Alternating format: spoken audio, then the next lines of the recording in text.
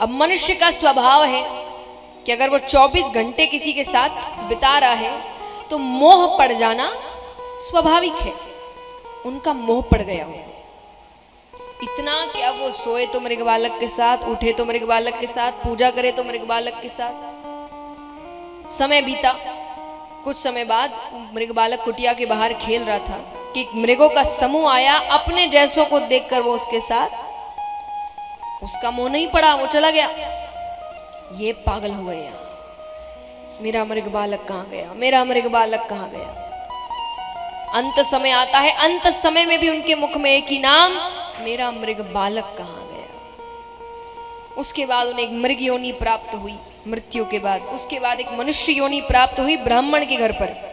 ब्राह्मण की 2 स्त्रियां, एक से कुछ बालक और एक से एक कन्या, एक बालक। वो एक बालक भरत जी हुए और संयोग से इस जन्म में भी उनका नाम भरत ही पड़ता है। अब सीधे साधे बालक हुए, माँ बाप की मृत्यु जल्दी हो गई तो बड़े भाइयों ने इनको पढ़ाया नहीं, शिक्षा रोक दी। क्यों? ये सोच करके आगे दिक्कत करेगा। कैसी दिक्कत? हिस्सा मांगेगा, अपना हक मांगेगा।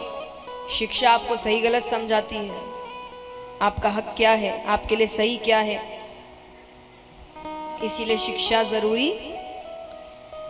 मैं हमेशा एक बात कहती हूँ, क्योंकि कई बार मैंने माँ बापों को कहते हुए सुना है जिनके बच्चे 2-3 बच्चे हैं, वो सबकी शादी कर देते हैं ना, तो कहते हैं कि हमने तो सबकी शादी कर दी, गंगा नहा लिया। शादी करना गंगा नहाना होता है क्या? शादी वो खुद ही कर सकते हैं, कर ही रहे हैं। आजकल तो कर ही रहे हैं, कहां जरूरत पड़ रही है माँ बाप की इतनी। तो शादी वो खुद कर सकते हैं। माँ बाप का फर्ज ये नहीं होता एक तरीके एक घर से दूसरे घर में डाल दिया। माँ बाप का फर्ज क्या है? मैं बहुत साधारण शब्दों में कहती हूँ, लड़का हो या लड़की, ये दोनों के लिए है, और खास करके लड़कियों के लिए है, क्योंकि लड़कों को तो पढ़ाते हैं ही, ये सोच करके हमारे बुढ़ापे का सहारा है।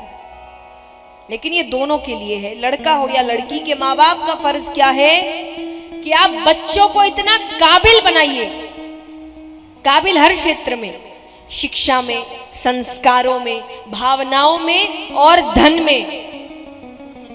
में भी, कि आप बच्चों को इतना काबिल बनाइए कि आपके जाने के बाद भी वो अपनी जिंदगी अच्छे से निकाले। उनको किसी की जरूरत नहीं पड़े, क्योंकि इंसान गलत तभी सहता है जब वो किसी पर निर्भर होता है कि ये नहीं तो कहां जाएंगे, घर नहीं, कुछ नहीं, खाएंगे क्या। तो ये करके मत जाइए, इसको काबिल बना कर जाइए कि इसको किसी की जरूरत नहीं। और इसके बाद अपने आप रिश्ते अच्छे बनते हैं, क्योंकि अब भावनाओं पर बन रहे हैं, निर्भरता पर नहीं कि हमको इस चीज की जरूरत है, उस चीज की जरूरत है, नहीं, अब सिर्फ प्रेम की वजह से बन रहे हैं। तो असलियत में वो व्यक्ति को समझने की कोशिश करेगा, नहीं तो झुकना पड़ेगा,